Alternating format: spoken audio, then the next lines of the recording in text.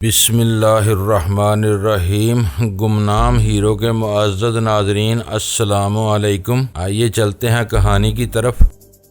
اس پورے چکر کا تشویشناک پہلو یہ تھا کہ راجن اور وکرم کے ذریعے حاجی دل مراد کو امریکی سفارتی حلقوں میں رسائی حاصل ہو جاتی تو وہ لوگ اپنے مذموم مقاصد کی تکمیل اور کراچی کے ساحلی وسائل پر اپنا تسلط قائم رکھنے کے لیے حاجی دل مراد کے آدمیوں کو جدید ترین اسلحے سے لیس کر کے ایک متوازی فوجی طاقت کے طور پر پروان چڑھا سکتے تھے۔ ایسی کسی خوفناک سازش کے نتائج کا اندازہ غیر معمولی ذہانت کے بغیر بھی لگایا جا سکتا تھا۔ میں ڈرائنگ روم میں بیٹھا دیر تک اس بارے میں سوچتا رہا۔ اس شیطانی اتحاد کے عمل میں آ جانے کے بعد میرے لیے خطرات میں بے پناہ اضافہ ہو سکتا تھا۔ راجن اور وکرم ہمارے ہاتھ آ جاتے تو یہ خطرات ٹل سکتے تھے۔ سوچتے سوچتے میرے ذہن میں ایک باریک سا نقطہ آ ہی گیا۔ راجن اور وکرم بحری راستے سے آئے تھے۔ ان کی مہمانداری کی ذمہ داری ساگا نے اٹھائی تھی۔ نیلور نامی ویران سمندری گھاٹ تک پہنچنے کے لیے ضروری تھا کہ اسے متعلقہ باتیں معلوم ہوتی۔ وہ غفور بھٹی کا شناسہ بھی تھا اور راہ کے ایجنٹوں نے ہوٹل میں منتقل ہونے سے پہلے کافی وقت اس کے ساتھ گزارا تھا۔ وہ زیادہ امکان یہی تھا کہ ساگا نے انہیں حاجی دل مراد کے بارے میں بتایا ہو۔ میرے بعد سلطان شاہ بھی ڈرائنگ روم میں آ گیا اور میرے قریب بیٹھ کر رازدارانہ لہجے میں بولا، آج ویرا کچھ زیادہ ہی چہک رہی ہے۔ معلوم ہوتا ہے کہ رات کی سمندری تفریح نے اس کے ذہن پر خوشگوار اثر ڈالا ہے۔ تم کیا کہنا چاہ رہے ہو؟ میں نے کڑی نظروں سے اس کی طرف دیکھتے ہوئے پوچھا۔ غفور بھٹی تمہارا بے دست و پاک قیدی تھا۔ تم دونوں کی مدد کے لیے بوٹ پر 3 ملاح بھی تھے۔ رات کا پورا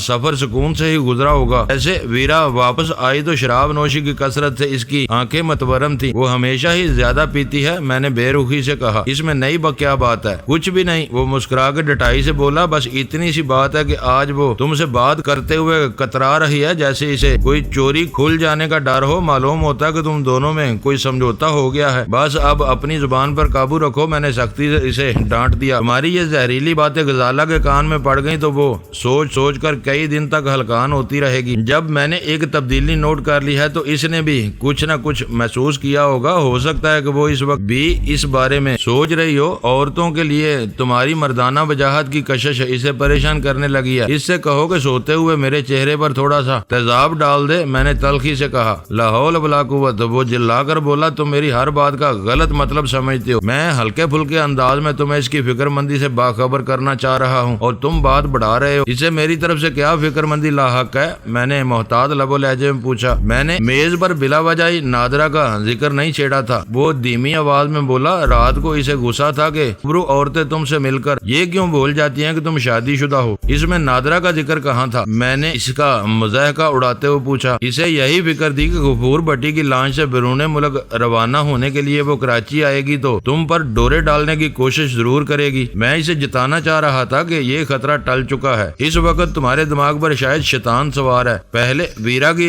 غیبت کر رہے تھے اور اب نادرہ کا ذکر نکال بیٹھے ہو۔ تمہارے ذہن پر عورتیں کیوں سوار رہنے لگی ہیں؟ میرے جوابی حملے پر وہ تلملا اٹھا اور تنک کر بولا، میں عورتوں پر لعنت بھیجتا ہوں۔ تم بول رہے ہو کہ تمہاری ماں بھی ایک عورت تھی۔ میں نے اسے مزید چڑھایا۔ ماں صرف ماں ہوتی ہے، وہ عورت نہیں ہوتی، اس نے اسی انداز میں جواب دیا۔ اسی وقت فون کی گھنٹی بج اٹھی۔ میں نے جلدی سے ریسیور اٹھایا تو دوسری طرف سے کمانڈر سعید بول رہا تھا، مبارک ہو، سنا ہے کہ تم رات کو اپنا کام کر آئے۔ میری آواز پہچانتے اس نے کہا، ہاں، واقعات تیزی سے آگے بڑھے ہیں، شام تک کوئی نہ کوئی نتیجہ سامنے آ جائے گا۔ مجھے خوشی ہے کہ میری مصوروں کی محنت رائگاں نہیں گئی۔ اگر تم لوگ بر وقت نادیہ کو نہ لے آتے تو ہمارے مخبر نے ہمیں پٹڑی سے اتار ہی دیا تھا۔ اس وقت ان سب پر برا وقت آیا ہوا ہے۔ بظاہر تو یہی معلوم ہو رہا ہے، دیکھنا ہے کہ آنے والے دن کیسے رہیں گے۔ انشاءاللہ بہتر رہیں گے۔ اول خان موجود ہو تو ذرا اس سے بات کرا دو۔ میں نے ریسیور میز پر رکھ کر اول خان کو آواز دی اور وہ فوراً ہی آ گیا۔ وہ دونوں کچھ دیر تک فون پر باتیں کرتے رہے۔ کبھی کبھی اول خان کا کوئی تعجب امیز فکرہ میرے کانوں پر پڑ جاتا تھا۔ آخر کار وہ فون بند کر کے وہیں بیٹھ گیا۔ امریکی سفارتکار تھک ہار کر اپنے اس دعوے سے دست بردار ہو گئے ہیں کہ سہراب گوٹ سے متصل ویرانے میں مرنے والا راڈنی آرک تھا۔ اس معاملے میں ہمیں زبردست اخلاقی فتح حاصل ہوئی ہے۔ اگر یہ کیسے ممکن ہوا؟ میں نے تعجب کا اظہار کرتے ہوئے پوچھا۔ انہوں نے سب کچھ فراہم کر دیا تھا لیکن فنگر پرنٹس کے معاملے میں ہار گئے۔ روسیوں نے ہمیں راس المائڈا کے مصدقہ فنگر پرنٹس فراہم کر دیے تھے، مجبوراً انہیں جعلی فنگر پرنٹس پیش کرنے پڑے جو راس المائڈا کی لاش کی انگلیوں کے نشانات سے بالکل مختلف ہیں۔ ہم نے بعد کی پیچیدگیوں سے بچنے کے لیے روس سے اصل فنگر پرنٹس مل جانے کی خبر خود ہی پھیلا دی تھی۔ یہ حربہ کام کر گیا۔ اس کا مطلب ہے کہ 1-2 روز میں راس المائڈا کی لاش بھی امریکہ بھیج دی جائے گی۔ فنگر پرنٹس والی بات کھل جانے کے بعد اسے نہیں روکا جا سکتا۔ وہ امریکی شہری تھا۔ خاص کم جہاں پاک سلطان شاہ نے چھت کی طرف دیکھ کر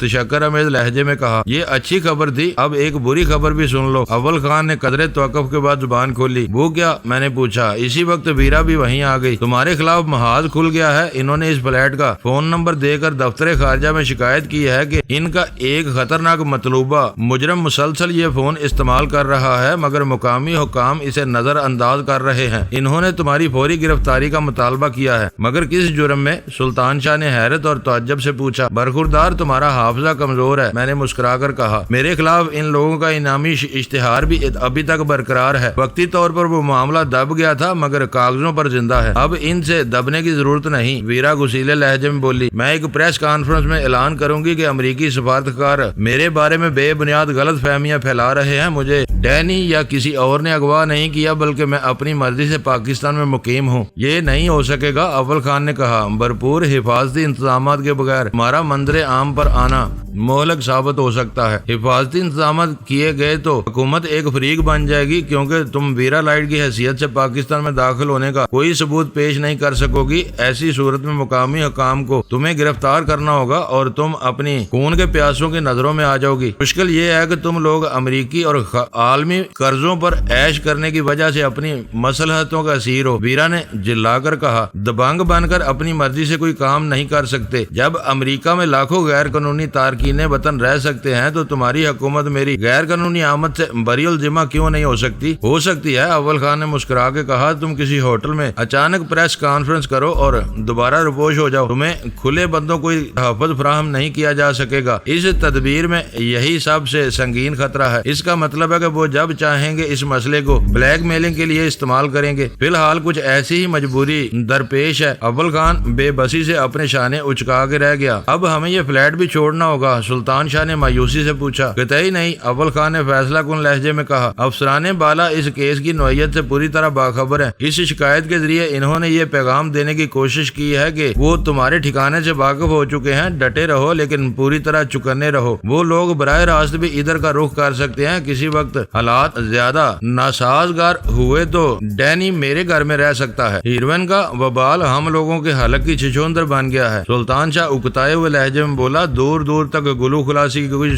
کوئی صورت نظر نہیں آتی۔ ان مسائل کا ایک ہی حل ہے، ویرا سوچتے ہوئے بولی۔ ڈینی یہاں سے کسی اور ملک کا رخ کرے اور وہاں اپنے نام کے ڈنکے بجانے کی بجائے خاموشی سے پاکستان لوٹ آئے اور یہاں کوئی فرضی نام اختیار کر کے گوشہ نشینی کی زندگی اختیار کر لے۔ تھوڑے ہی دنوں میں سارے دشمن اسے بھول جائیں گے۔ اصل مسئلہ ہی گوشہ نشینی کا ہے، غزالہ نے گفتگو میں حصہ لیتے ہوئے کہا۔ جمی لائٹ سے انہوں نے بغاوت کی تھی، اس لیے اس سے دشمنی کی بات سمجھ میں آتی ہے، لیکن راس المائڈا نے ان کا کیا بگاڑا تھا؟ خرابی یہ ہے کہ یہ اپنے ارد گرد رونما ہونے والے واقعات سے بہت زیادہ باخبر رہنے کی کوشش کرتے ہیں اور پھر چکروں میں الجھتے چلے جاتے ہیں۔ یہ آج بھی گوشہ نشین ہو جائیں تو سارے مسائل ختم ہو سکتے ہیں۔ یہ خوبی اختیاری نہیں ہوتی، اول خان نے غزالہ سے مخاطب ہو کر کہا۔ لوگ بے حس ہوتے ہیں، وہ سب کچھ دیکھ کر بھی زندہ لاشوں کی طرح آگے بڑھ جاتے ہیں جو ہر چیز پر اپنا حق سمجھتے ہیں مگر اپنے حصے کی ذرا سی بھی ذمہ داری قبول کرنے پر آمادہ نہیں ہوتے۔ ان کی کمی وہ لوگ پوری کرتے ہیں جو حساس اور فعال طبیعتوں کے مالک ہوتے ہیں، خطرات اور ذمہ داریوں کو سونگتے پھرتے ہیں۔ کوئی بھی قوم ایسے ہی فرض شناس لوگوں کے دم قدم سے ترقی کرتی ہے، ورنہ پھر زوال شروع ہو جاتا ہے۔ تم ڈینی کا مزاج نہیں بدل سکتی۔ یہ ضروری نہیں کہ آدمی کسی دور میں سے ایک انتہا پر ہی چلتا رہے۔ ویرا بولی۔ ان کے درمیان ہزاروں بلکہ کروڑوں انسان زندہ رہتے ہیں اور کبھی مایوسی کو اپنے پاس پھٹکنے نہیں دیتے۔ مزاج بدلے یا نہ بدلے، ڈینی کو اپنے اعتبار ضرور بدلنے ہوں گے، ورنہ ایک دن اچانک ہی ہم اسے ڈھونڈتے رہ جائیں گے۔ حیرت ہے کہ ایک رات کی سمندری تفریح کے بعد تم ڈینی کی تعریف کر رہی ہو۔ سلطان شاہ کی بات پر ویرا بھڑک اٹھی۔ زیادہ تلخ کلامی کرو گے تو ابھی تمہارا دماغ درست کر دوں گی۔ میں نے ڈینی کو برا کب کہا ہے؟ لڑو نہیں، میں ذرا اپنے دفتر بات کر لوں۔ اول خان نے فون کا ریسیور اٹھا کر کر ان دونوں کو خاموش کر دیا۔ اول خان مجھے پہلے ہی بتا چکا تھا کہ اسٹیشن 4 کے کیمپ آفس میں ٹیلی فون کی ایک عارضی لائن فوری طور پر فراہم کی جا چکی تھی، جس کی وجہ سے اسے دفتر سے مکمل رابطہ رکھنے میں سہولت حاصل ہو گئی تھی۔ اول خان کو بتایا گیا کہ مقررہ وقت پر بخشل کو واپس آنے کے لیے ایس ٹی ایف کے 2 اہلکار شہر گئے ہوئے تھے۔ وہ ان کی واپسی سے پہلے اپنے دفتر پہنچنا چاہتا تھا، اس لیے فوراً ہی اٹھ کھڑا ہوا۔ یہ پروگرام پہلے سے طے ہو چکا تھا کہ بخشل سے دوسری ملاقات میں مجھے بھی اول خان کے ساتھ شریک ہونا تھا۔ میں اس کے ساتھ ہو لیا۔ نیچے اول خان کی سرکاری گاڑی موجود تھی۔ ہم دونوں اس میں ملیر چھاونی کے لیے روانہ ہو گئے۔ ہم دونوں ہی خاموش اور اپنی اپنی جگہ سوچوں میں ڈوبے ہوئے تھے۔ گھر سے روانہ ہوتے ہوئے میں نے باہر سفید رنگ کی ایک شراٹ دیکھی جس کا انجن سٹارٹ تھا۔ اس وقت میں نے اسے نظر انداز کر دیا، لیکن ریلوے پل عبور کرتے ہوئے میں نے غیر ارادی طور پر گرد و پیش کا جائزہ لیا تو وہی سفید شراٹ مجھے چند گاڑیوں کے بعد نظر آئی اور میں اس پر توجہ دینے پر مجبور ہو گیا۔ مجھے یاد تھا کہ ابتدا میں مجھے شراٹ کی اگلی نشستوں پر قمیض شلوار میں ملبوس 2 تنومند شخص نظر آئے تھے۔ عدم توجہی کی وجہ سے میں ان کی صورتیں ذہن نشین نہیں کر سکا تھا۔ میں اس کوشش میں تھا کہ کسی طرح ایک مرتبہ پھر میں ان کے چہرے دیکھ لوں تاکہ وہ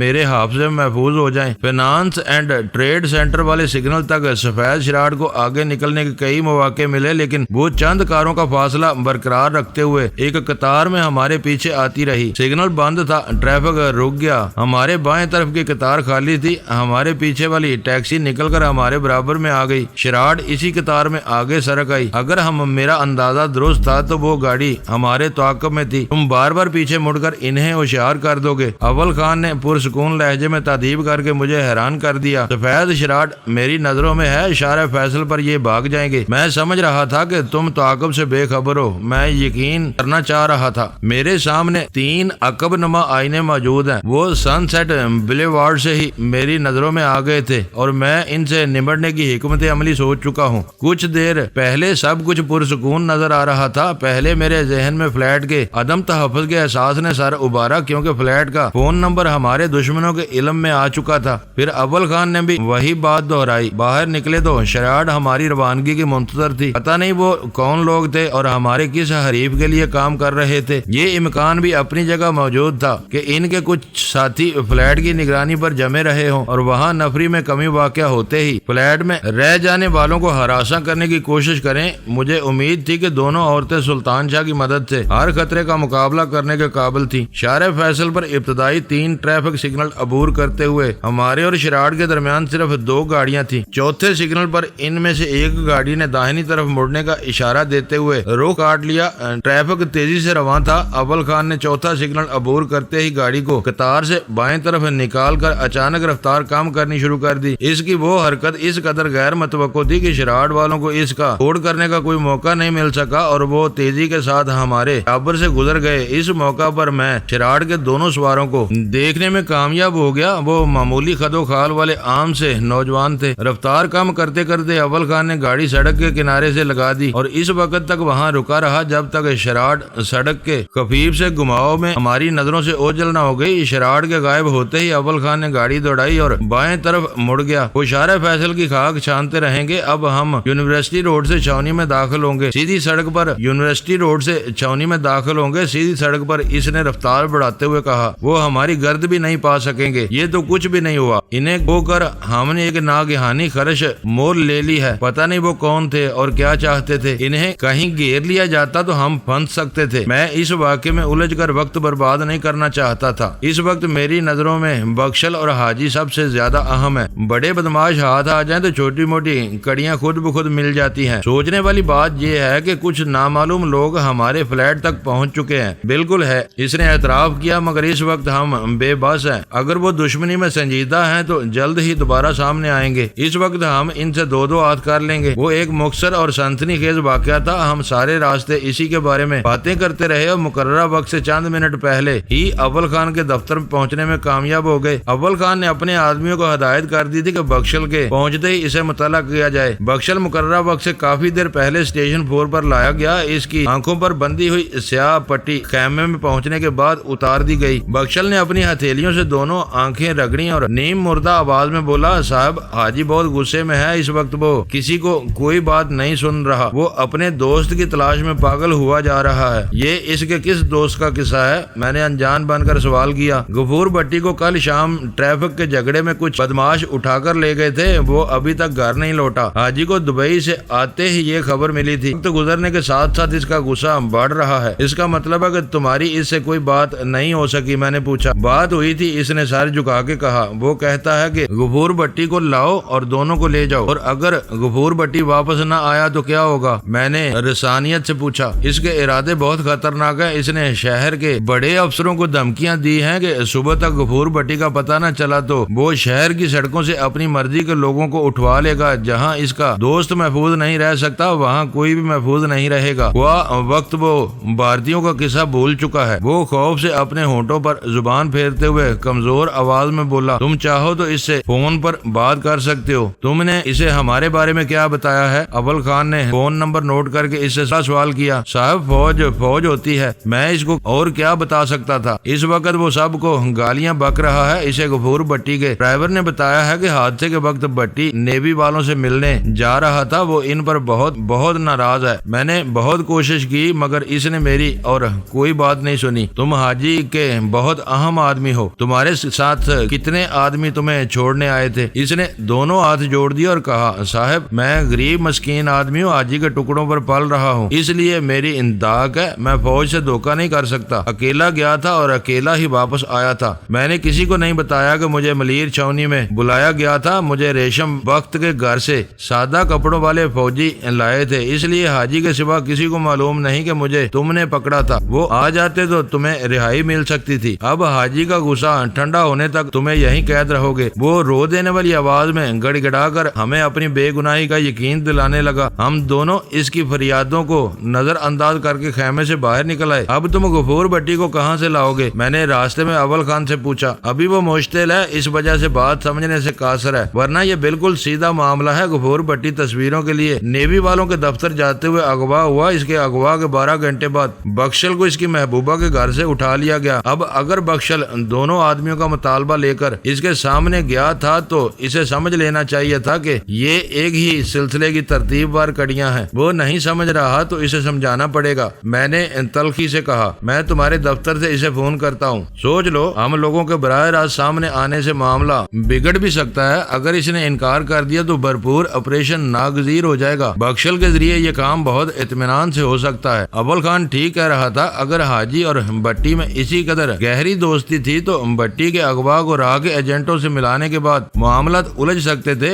برادری میں ناک اونچی رکھنے کے لیے حاجی ان دونوں کے بدلے بھٹی کو واپسی کا مطالبہ کر دیتا، جسے پورا کرنا کسی صورت میں ممکن نہیں تھا۔ اگر اسے بھنک بھی مل جاتی کہ بھٹی مارا جا چکا ہے تو وہ محض ضد میں راہ کے ایجنٹوں کی بھرپور مدد کرنے پر بھول جاتا۔ ایسی صورت میں ابھرنے والے مسائل کس قدر سنگین ہو سکتے تھے، اس کا تصور ہی لرزہ خیز تھا۔ اول خان کے دفتر میں نے فون کا ریسیور اٹھایا تو اس نے انگلی سے کریڈل دبا دیا اور متجسس لہجے میں پوچھا، کسے فون کر رہے ہو؟ گاری یا حاجی دل مراد کو؟ دونوں کو۔ فکر نہ کرو، میں نے معاملہ سلجھانے کی ایک راہ نکالی ہے، تم سن کر خوش ہو جاؤ گے۔ اس نے کریڈل کو دباؤ سے آزاد کر دیا۔ پہلا فون میں نے گھر کیا۔ فون سلطان شاہ نے اٹھایا اور بتایا کہ وہاں ہر چیز نارمل تھی۔ میں نے اسے اپنی گاڑی کے ناکام تعاقب کی واردات سے آگاہ کر کے بخشل کا دیا ہوا نمبر ملانا شروع کر دیا۔ تیسری گھنٹی پر فون اٹھا لیا گیا۔ ہیلو، پھاڑ کھانے والی خونخوار آواز میرے کانوں سے ٹکرائی۔ کیا بات ہے؟ آواز اور لہجے سے اندازہ ہو رہا تھا کہ وہی حاجی دل مراد ہوگا۔ میں نے احتیاط کے طور پر کہا، حاجی دل مراد سے میری بات کرا دو،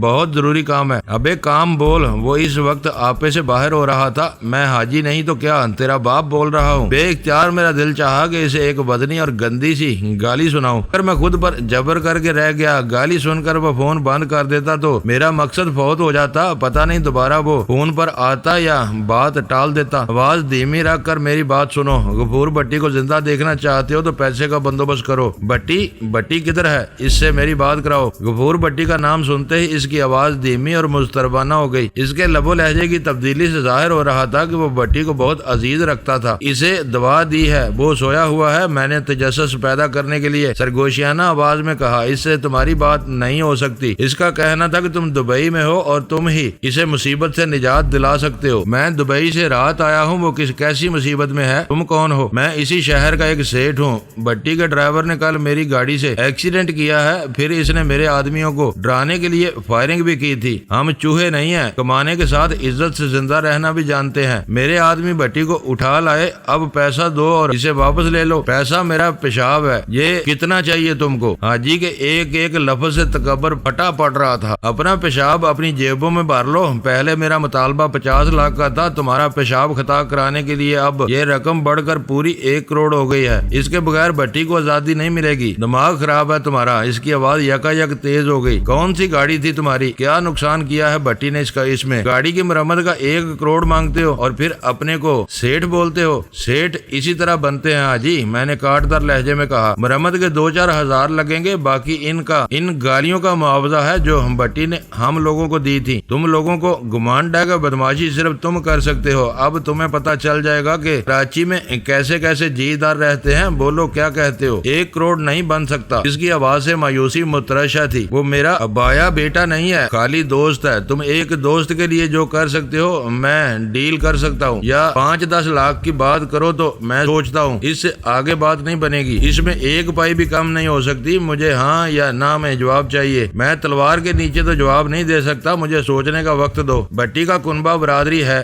وہ خود پیسے والا ہے، سب مل کے کچھ بن جائے تو اچھی بات ہے، میں اکیلا 1 کروڑ دے دوں یہ نہیں ہو سکتا۔ میں کل کسی وقت فون کروں گا، مجھے جواب مل جانا چاہیے، ورنہ تمہیں بھٹی کی لاش بھی نہیں مل سکے گی، میں اسے وزن باندھ کے سمندر میں غرق کر دوں گا۔ مجھے اپنا نمبر دے دو، میں خود تمہیں بتا دوں گا۔ اس نے چلاکی دکھانے کی کوشش کی۔ تم مجھے بالکل فاجی معلوم ہوتے ہو، کتنے حج کیے ہیں تم نے؟ 100 سے بھی اوپر ہو گئے، ایک تو ابھی کل ہی کر کے آیا ہوں۔ اس کی آواز فخری ہو گئی۔ تمہارا دماغ خراب ہو گیا ہے، حج سال میں صرف 1 بار ہوتا ہے، تم نے عمرے کیے ہوں گے۔ میں نے اس کی ہولناک جہالت پر ماتم کرتے ہوئے اس کی تصحیح کی۔ اپنا حج دبئی کے حساب سے چلتا ہے، جو دبئی گھوم کے آتا ہے حاجی ہو جاتا ہے۔ اگر تم مکے اور مدینے نہیں گئے تو حاجی کیسے ہو گئے؟ میں اس کی دیدہ دلیری پر حیران تھا۔ ختم کرو یہ تقریر، اپنے کام کی بات کرو۔ اس کی تیز آواز آئی، میں حاجی ہوں تو کیا تم سے کھانے کو کچھ مانگتا ہوں؟ آئندہ مجھ کو ایسی بات مت بولنا، میں کل تم کو بتا دوں گا۔ میں نے فون بند کر دیا۔ اول خان کے چہرے پر فتح مندانہ مسکراہٹ رقصاں تھی۔ کبھی کبھی تم واقعی بہت دور کی کوڑی لاتے ہو۔